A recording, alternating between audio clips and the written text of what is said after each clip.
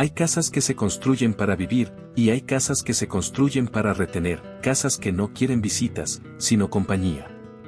En el corazón del bosque de Chapultepec, donde los árboles viejos crujen como si supieran cosas que nadie más sabe, existe una mansión que no aparece en mapas oficiales, que no tiene placas, ni dirección, ni historia registrada. Las autoridades dicen que no existe. Los guardabosques evitan hablar de ella. Y los pocos que aseguran haberla visto coinciden en lo mismo. No la encontraron, la casa se les apareció. Porque esta no es una casa perdida. Es una casa paciente. Ahí, hace más de 100 años, una mujer intentó hacer algo que ningún ser humano debería intentar jamás. Un ritual que prometía vencer a la muerte, engañar al tiempo y burlar a Dios. No fue un capricho. No fue un arranque de locura pasajera. Fue una obra planeada con calma, con dinero, con sangre y con niños. Muchos niños. Y lo más perturbador de todo no es lo que ocurrió esa noche. Lo verdaderamente aterrador es que el ritual no terminó. Quedó abierto. Incompleto. Respirando. A principios del siglo XX, cuando la Ciudad de México todavía olía a carruajes, pólvora y miedo, cuando el país se partía entre el porfiriato y la revolución, una mujer riquísima mandó construir una mansión en una zona apartada de Chapultepec. No quería vecinos. No quería miradas curiosas. Quería silencio. Y obediencia. Dio una orden muy precisa a los arquitectos: 22 habitaciones principales. Ni una más. Ni una menos. Cada cuarto debía tener, al centro, un espejo grande, pesado, importado, de esos que no devuelven el reflejo de inmediato, como si pensaran antes de mostrarte quién eres. No eran cuartos para invitados. No eran recámaras. Eran estaciones. La mujer se llamaba doña Toñita Mondragón de Velasco. Para la sociedad era una señora respetable, viuda de buena cuna, con dinero viejo y apellido largo. Para quienes la trataron de cerca, era otra cosa. Fría como una losa. Callada. Siempre vestida de negro, incluso en pleno calor chilango. Nunca tuvo hijos. Y en una época donde eso se murmuraba en voz baja, ese vacío se le fue pudriendo por dentro. Dicen que Toñita no le tenía miedo a la muerte. Le tenía coraje. Mientras otras mujeres rezaban rosarios o aceptaban su destino, ella buscó libros prohibidos, curanderos raros, monjes expulsados, rituales que no se decían en voz alta. Aprendió que el alma no siempre se va. Que puede quedarse. Que puede amarrarse. Y que, con los materiales correctos, también puede fundirse. La mansión se levantó despacio, como si la tierra misma se resistiera. Los obreros duraban poco. Algunos renunciaban sin explicación. Otros decían que escuchaban pasos donde no había nadie, o que los espejos no reflejaban igual al amanecer. Toñita pagaba bien. Callaba mejor. Y cuando la casa estuvo terminada, empezó la segunda parte de su obra. Los niños comenzaron a llegar uno por uno. Huérfanos. Chamacos de la calle. Pequeños que nadie iba a buscar. Les prometían comida caliente, zapatos nuevos, un techo. Algunos venían de la Merced, otros de barrios olvidados, otros simplemente desaparecían. En total fueron 22. 22 cuartos. 22 niños. 22 espejos. Nadie supo qué ocurrió exactamente la noche del ritual. Solo se sabe que fue el 21 de marzo de 1920. Que hubo cantos. Que hubo gritos. Que hubo un silencio tan pesado que los vecinos pensaron que el bosque entero se había quedado sin aire. A la mañana siguiente, la mansión cerró sus puertas. Y algo cambió. Desde entonces, la casa nunca volvió a ser solo una casa. Décadas después, topógrafos, repartidores, exploradores urbanos, youtubers y estudiantes han vuelto a encontrarla. Algunos aseguran ver manos marcadas en los espejos. Otros escuchan voces de niños cantando bajito. Y hay quienes dicen que, si te miras demasiado tiempo en uno de esos cristales, tu reflejo parpadea, cuando tú no lo haces. Esta es la historia de un ritual que no falló, pero tampoco se completó. La historia de una mujer que quiso ser eterna. Y de una mansión que aprendió a tener hambre. Doña Toñita Mondragón de Velasco no nació monstruo. Eso es lo que vuelve todo más inquietante. Nació en una familia de dinero viejo, de esos apellidos largos que abrían puertas sin tocarlas. Creció entre haciendas, rezos de compromiso y silencios bien educados. Aprendió temprano a no levantar la voz y a no mostrar debilidad. En esa casa nadie abrazaba. Nadie preguntaba cómo estabas. Todo se resolvía con órdenes y cheques. Desde joven entendió que el mundo se movía por dos cosas, miedo y control. Y ella no estaba dispuesta a vivir con miedo. Se casó con don Sebastián Velasco por conveniencia, como se hacían las cosas en esos tiempos. Él era un hombre alto, de bigote duro y mirada torva, conocido por su carácter violento y su mano pesada. En público sonreía, en privado, la casa se llenaba de golpes secos y puertas azotadas.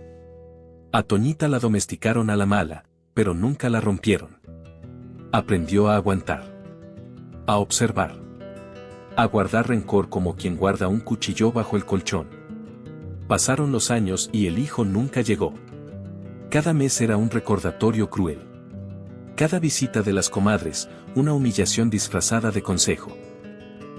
Relájate, le decían. Dios sabrá por qué. Pero a Toñita no le interesaba el consuelo. Le interesaba la solución. Empezó con rezos raros, luego con curanderas de pueblos lejanos. Después llegaron los libros. Volúmenes viejos, escritos en español mal traducido, con símbolos que parecían rayones de loco. Ahí leyó por primera vez que el alma no siempre se va. Que puede anclarse a un objeto. Que los espejos no solo reflejan, sino que conectan. Don Sebastián se burlaba. Le decía que se estaba volviendo loca. Que dejara esas chingaderas. Una noche, después de una discusión más fuerte que las anteriores, Toñita lo miró de una forma distinta. No con miedo. No con odio. Con cálculo. La mansión ya estaba casi terminada para entonces. Don Sebastián nunca se interesó en ella. Decía que era una pérdida de dinero. Que nadie cuerdo construiría una casa tan lejos. No entendió que no era una casa. Era un mecanismo. La noche en que murió, nadie escuchó gritos. Solo se supo que había enfermado de repente. Que se retorcía. Que pedía agua. Cuando el médico llegó, ya era tarde. El cuerpo fue velado rápido. Cerrado. Sin demasiadas preguntas. En el acta, la causa fue malestar súbito. Lo que nadie supo, o nadie quiso saber, es que esa noche Toñita no estuvo sola. Que en el cuarto principal, frente a un espejo enorme, don Sebastián abrió los ojos por última vez, y no volvió a ver el mundo como lo conocemos. Porque hay rumores que nunca se pudieron borrar. Que cuando encontraron el cuerpo, sus párpados estaban hinchados, como si alguien los hubiera forzado. Como si algo brillante hubiera ocupado su lugar. Después de eso, Toñita cambió. Se volvió más silenciosa. Más precisa.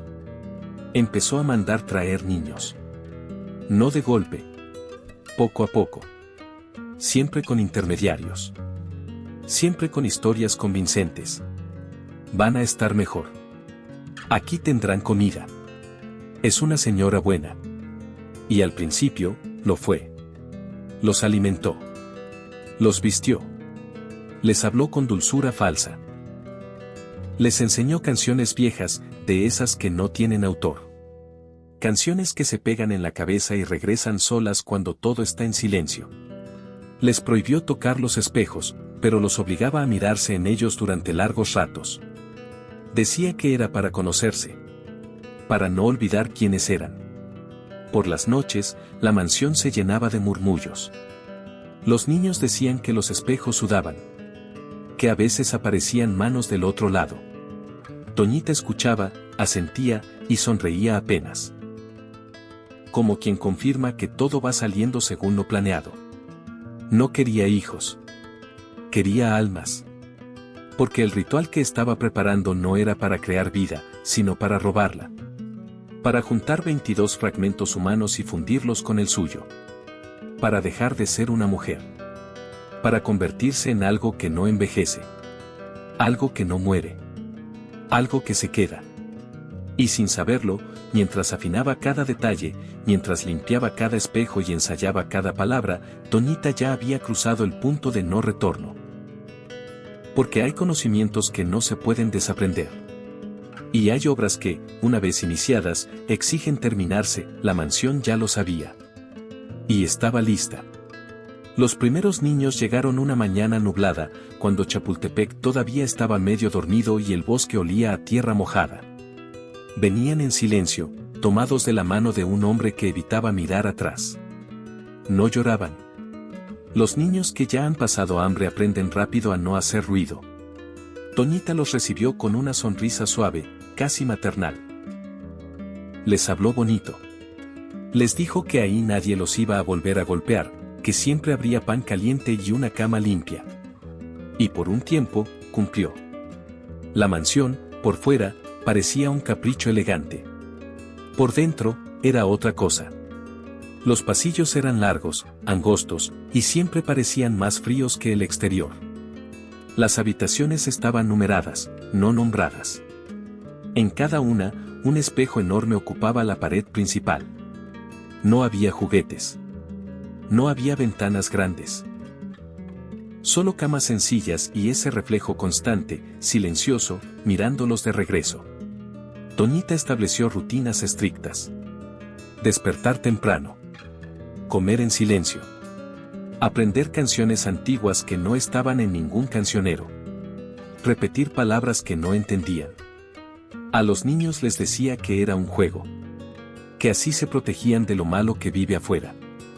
Y los niños, necesitados de cariño, obedecían. Lucía Hernández fue la última en llegar. Tenía 8 años y unos ojos grandes, atentos, de esos que parecen registrar más de lo que deberían. A diferencia de los otros, no se dejó deslumbrar por la casa ni por la voz suave de Toñita. Desde el primer día sintió algo raro. Decía que los espejos no se comportaban igual cuando nadie los veía.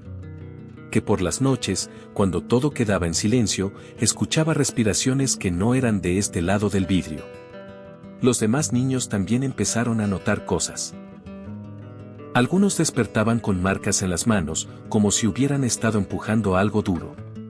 Otros decían soñar con un lugar sin cielo, lleno de reflejos. Cuando se lo contaban a Toñita, ella sentía con calma y les pedía que no tuvieran miedo. Es parte del proceso, decía. Van a estar conmigo para siempre. La palabra siempre empezó a pesar. Los castigos eran sutiles. No golpes. No gritos. Silencios largos. Horas frente al espejo, sin moverse, sin hablar. Mírate, ordenaba Toñita. No parpadees. Algunos niños lloraban. Otros se quedaban quietos hasta que el reflejo parecía moverse solo. Cuando eso pasaba, Toñita entraba al cuarto y cerraba la puerta con llave. Las noches se llenaron de cantos. 22 voces infantiles, repitiendo melodías lentas, circulares, que no tenían principio ni final. Los vecinos escuchaban desde lejos y decían que sonaba bonito, hasta que se daban cuenta de que los cantos no se detenían nunca. Ni de madrugada. Ni al amanecer. Lucía empezó a contar los días. Observaba todo. Notó que Toñita pasaba más tiempo frente a los espejos centrales, murmurando palabras que no parecían español. Notó que algunos niños dejaban de aparecer en el comedor, pero sus camas seguían tendidas. Notó que, cuando preguntaban por ellos, Toñita decía que estaban descansando. Una noche, Lucía se atrevió a tocar el espejo de su cuarto. Estaba frío. Demasiado frío. Y cuando apoyó la frente, escuchó un susurro. No venía de atrás. Venía del reflejo. Era la voz de un niño. Luego otra. Luego muchas, mezcladas, como si hablaran al mismo tiempo. Lucía se apartó de golpe. El espejo quedó marcado con la huella de su cara, como si hubiera sudado. Desde ese momento supo que tenía que escapar. La oportunidad llegó el 21 de marzo. Desde temprano, la mansión se sintió distinta. El aire pesado. Toñita vestida de negro absoluto, con el cabello recogido y los ojos brillantes. Ordenó que todos los niños se colocaran en sus habitaciones. Les dijo que esa noche serían completos. Que dejarían de sentir frío. Que nunca volverían a estar solos. Lucía fingió obedecer. Esperó. Escuchó cómo los cantos empezaban. Cómo las palabras se volvían más rápidas, más duras. Y cuando el ruido llenó la casa, abrió la ventana pequeña de su cuarto y se dejó caer al bosque, rasgándose las piernas, sin mirar atrás. Corrió hasta que el pecho le ardió. Se escondió entre los árboles. Y desde ahí, vio algo que jamás pudo olvidar. Todas las ventanas de la mansión se iluminaron al mismo tiempo, no con luz, sino con reflejos que se movían solos. Detrás de ella, la casa seguía cantando. Almohadilla parte 4, el ritual que nunca debió realizarse. Cronómetro 980 palabras aproximadamente. La noche del 21 de marzo de 1920 cayó pesada sobre Chapultepec, como si el bosque entero hubiera contenido la respiración.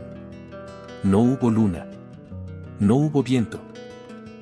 Los animales guardaron silencio, y hasta los grillos parecían haberse escondido.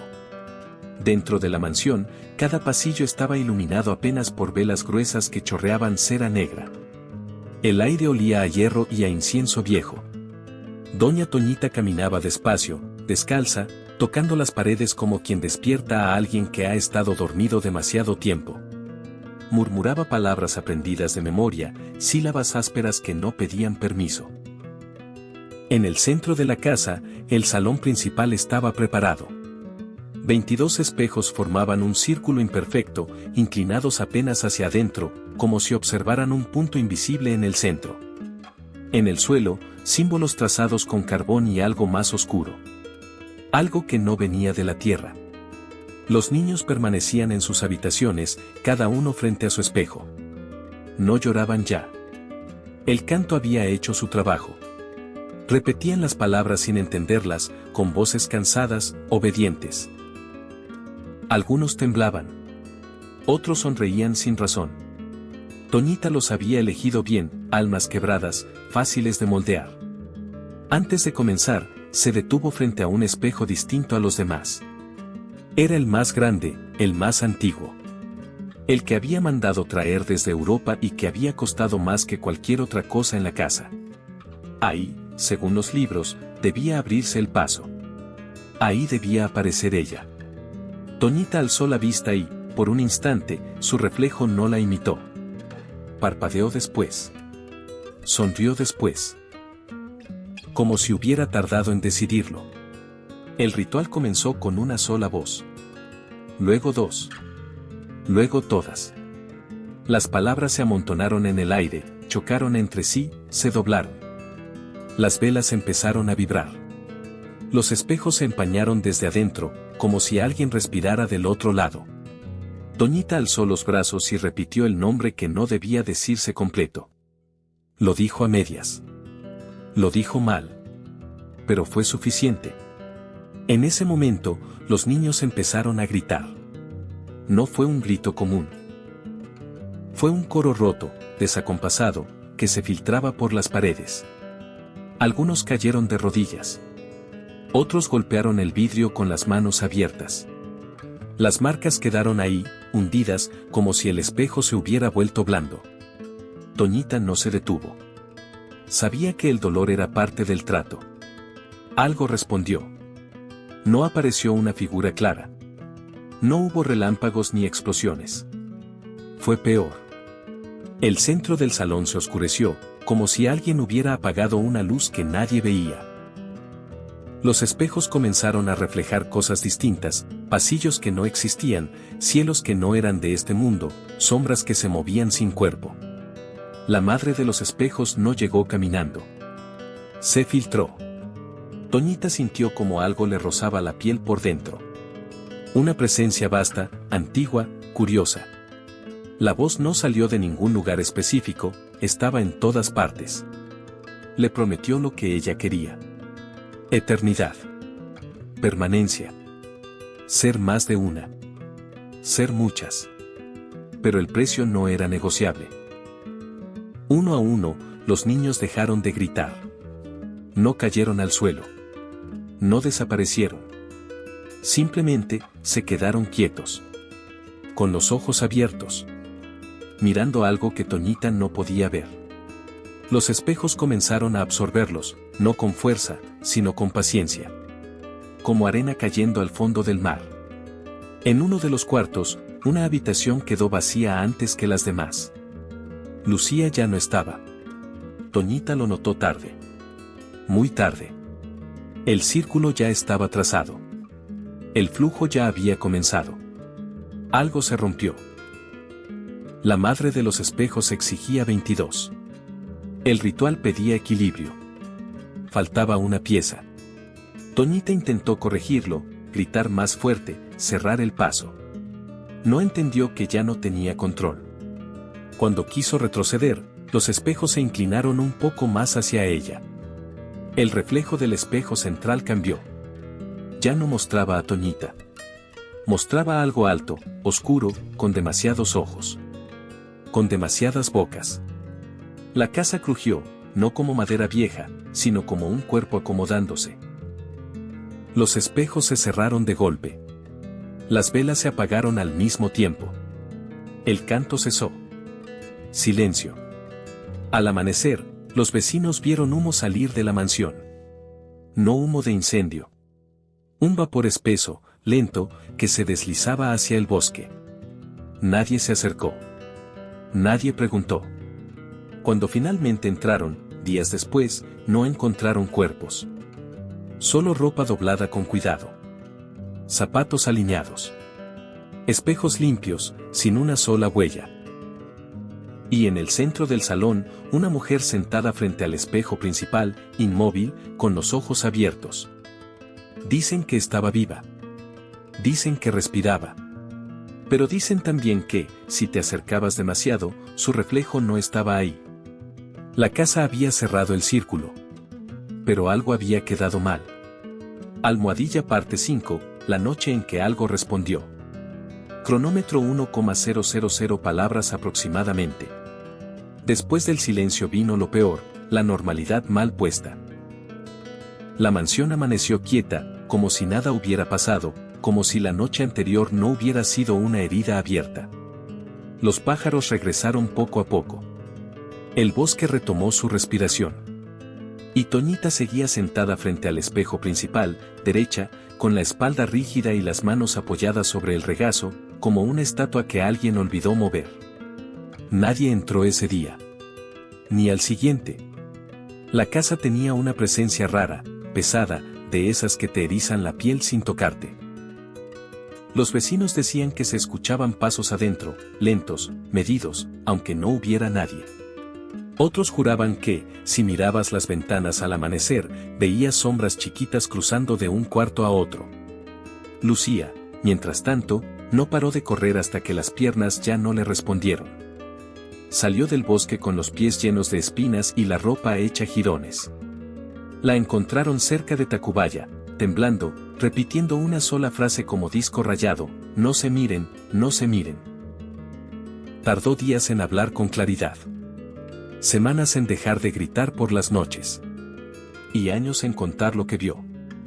Dijo que cuando cayó la noche del ritual, algo se abrió dentro de la casa.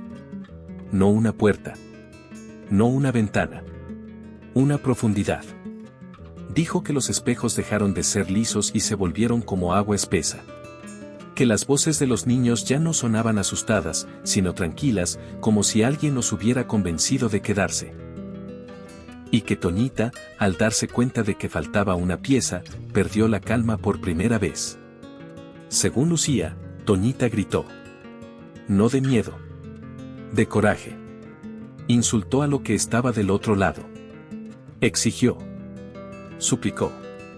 Y entonces la voz respondió. No con palabras claras, sino con una presión en el aire, como cuando te sumerges y el pecho te duele. Lucía dijo que entendió una cosa: la entidad no estaba enojada. Estaba decepcionada. Porque el trato había sido claro. A partir de esa noche, la mansión ya no fue un edificio. Se volvió un punto fijo.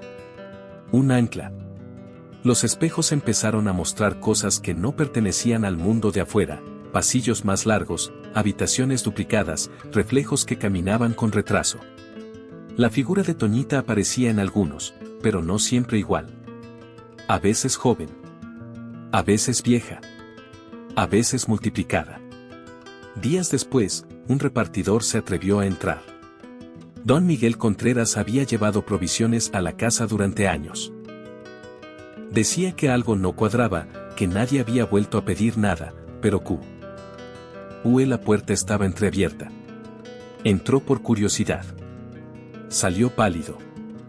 Dijo que la casa estaba ordenada de una forma antinatural, como si alguien hubiera acomodado todo con demasiado cuidado.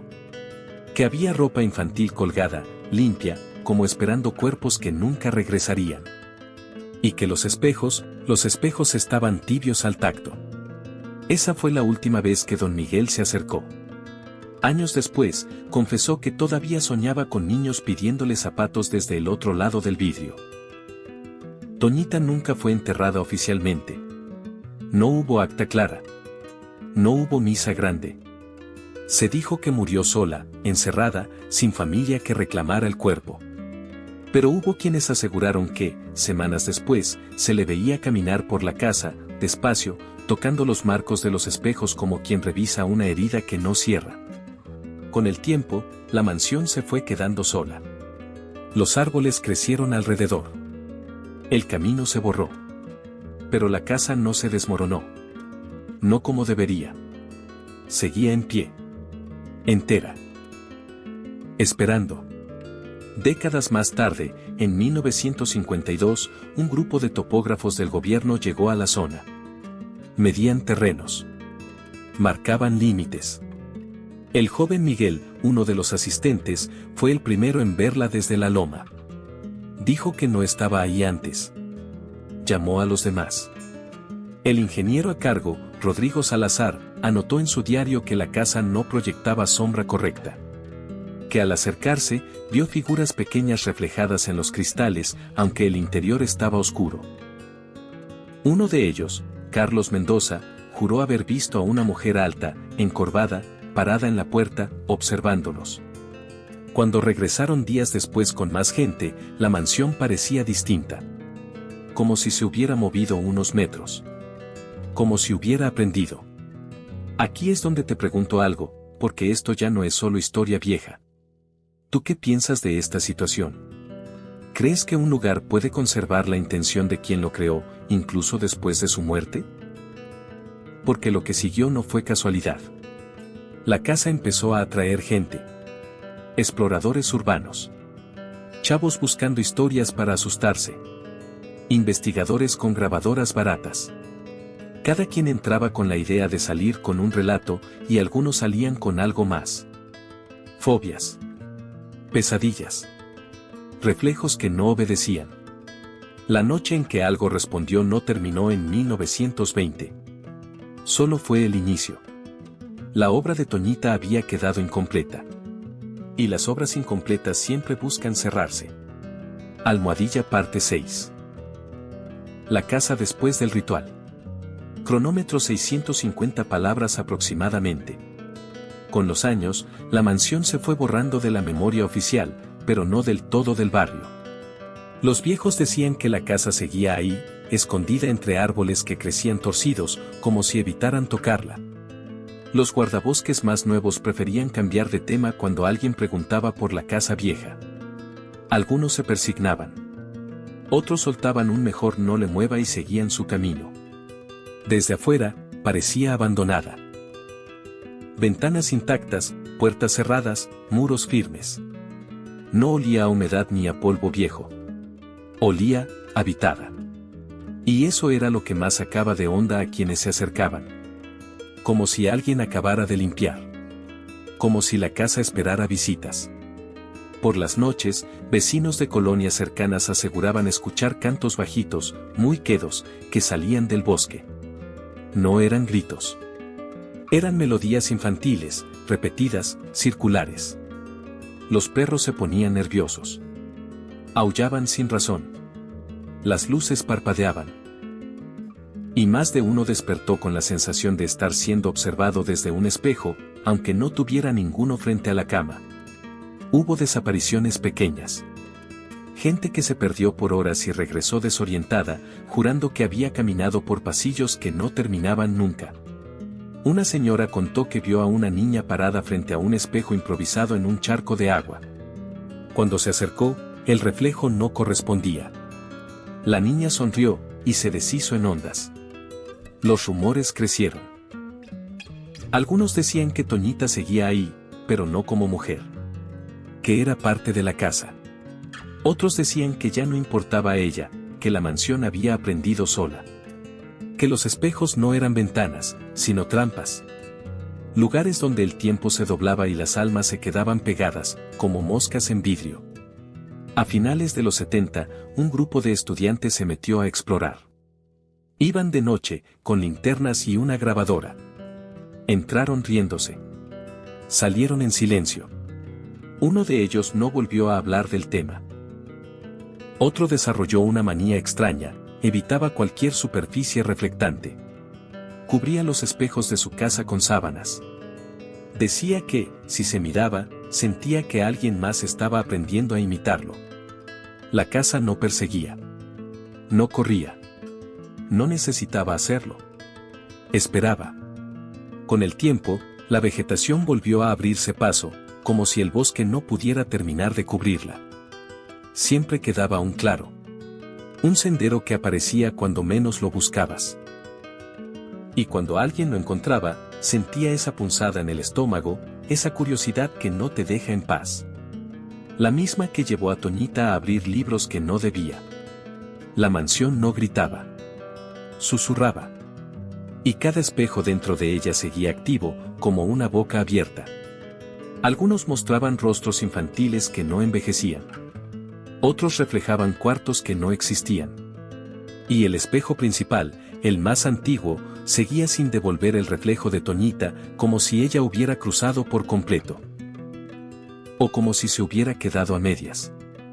Lo cierto es que, para entonces, ya no importaba quién había iniciado el ritual. La casa había entendido el mecanismo. Sabía que faltaba una pieza. Y que, tarde o temprano, alguien la traería sin saberlo. Porque así funcionan las obras inconclusas. No se rinden. Esperan. Almohadilla parte 7, el regreso de los testigos modernos. Cronómetro 650 palabras aproximadamente. A partir de los años 2000, la mansión dejó de ser un rumor de viejitos y se convirtió en un reto. Internet hizo lo suyo. Fotos borrosas, hilos en foros, videos mal editados con títulos exagerados. Mucha gente pensó que todo era puro cuento. Que Chapultepec ya no guardaba secretos. Que esas historias eran para espantar chamacos. La casa se encargó de corregirlos. Los primeros en entrar fueron exploradores urbanos. Gente acostumbrada a fábricas abandonadas, hospitales viejos, túneles olvidados. La mansión no se parecía a nada de eso. No había polvo acumulado.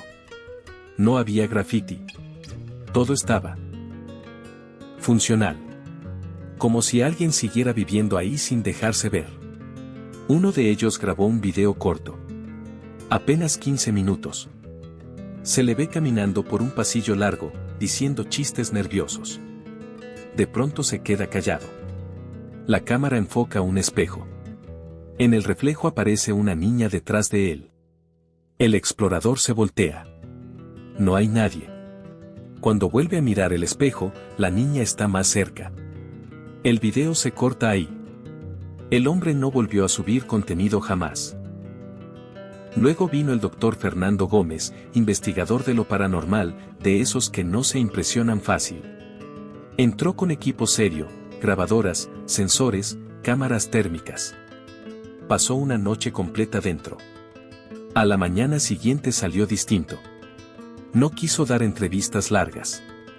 Solo dijo una frase que repitió varias veces, como convenciéndose, la casa está viva.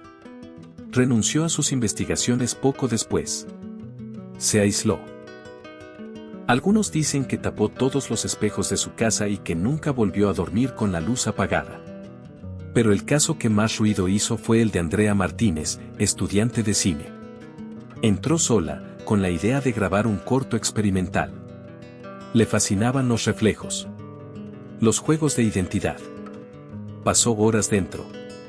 Cuando salió, la encontraron sentada frente a un espejo del baño público más cercano, sonriendo. No reaccionaba a nada. Desde entonces, Andrea no habla. Solo sonríe cuando se mira en superficies brillosas. Como si alguien del otro lado estuviera feliz de verla. Y luego estuvieron los hermanos Ruiz. 2 youtubers que transmitían en vivo. Querían views. Querían adrenalina. Querían demostrar que todo era mentira. Entraron riéndose, con el chat burlándose. Al principio no pasó nada. Pasillos. Cuartos. Silencio. Hasta que uno de ellos notó que el chat iba con retraso. Decían que llevaban horas transmitiendo. Ellos juraban que apenas habían pasado 20 minutos. En uno de los espejos, apareció una niña. No gritó. No atacó. Solo los miró. Y el reflejo no se movía igual que ellos. Los hermanos comenzaron a discutir. El livestream se cortó de golpe. Horas después salieron. Desorientados. Pálidos. Uno desarrolló una fobia terrible a los espejos. El otro tiene pesadillas recurrentes donde sigue atrapado del otro lado, tocando el vidrio, viendo cómo su hermano se va. Ninguno volvió a hablar de la mansión. Hoy, la casa sigue ahí. No siempre. No para todos. Aparece cuando quiere.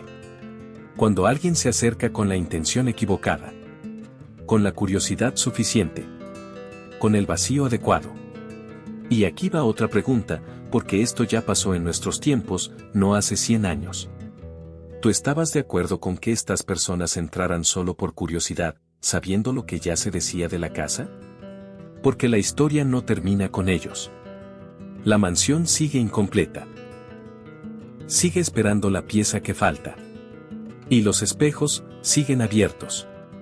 Almohadilla parte 8, la obra incompleta y su advertencia final. Cronómetro 650 palabras aproximadamente. Con el paso del tiempo, los testimonios comenzaron a parecerse demasiado entre sí como para seguir llamándolos coincidencias. Distintas personas, distintos años, la misma sensación, la mansión no engaña, invita. No jala a nadie a la fuerza. No empuja. Solo deja la puerta entreabierta y espera a que alguien dé el primer paso. El narrador que reunió esta historia, quien pasó meses juntando diarios viejos, videos borrados, audios distorsionados y relatos que nadie quiso firmar, llegó a una conclusión incómoda: el ritual de Doña Toñita no fracasó. Se quedó activo. Como una máquina que perdió una pieza y sigue funcionando a medias, buscando lo que le falta para cerrarse del todo. Porque el error no fue la invocación. El error fue el número. 22 cuartos. 22 espejos. 22 niños. Pero solo 21 quedaron atrapados. Lucía escapó, y con ella se fue el equilibrio. Desde entonces, la casa intenta compensar. A veces toma reflejos. A veces recuerdos. A veces algo más profundo. No siempre se lleva cuerpos. A veces se queda con pedazos, una sonrisa que ya no es la misma, un miedo nuevo, una obsesión inexplicable por mirarse. Los espejos no muestran el futuro ni el pasado. Muestran posibilidades. Versiones de uno mismo que podrían haberse quedado ahí. Y cuando alguien se detiene demasiado tiempo frente a ellos, la casa aprende su forma. Su voz. Su manera de parpadear. Por eso algunos salen, pero no completos. Hay quien dice que Toñita sigue ahí, pero no como mujer. Que se convirtió en una conciencia repartida, mezclada con las almas de los niños, sostenida por la madre de los espejos. Otros creen que ya no importa a ella, que la mansión la superó. Que ahora es el ritual quien manda. Que la casa ya no necesita a su creadora. Solo necesita visitantes. Si te adentras en Chapultepec lo suficiente, si te sales de los senderos marcados, hay momentos en los que el bosque se queda raro. Demasiado quieto. Demasiado ordenado. Y si de pronto ves una construcción donde jurabas que no había nada, no te acerques. No mires por las ventanas. Y, sobre todo, no te mires en los espejos. Porque hay obras que no piden aplausos. Piden cierre. Y hay historias que no se cuentan para informar, sino para advertir. La casa de la tía Toñita no quiere fama. No quiere visitas. Quiere terminar lo que empezó.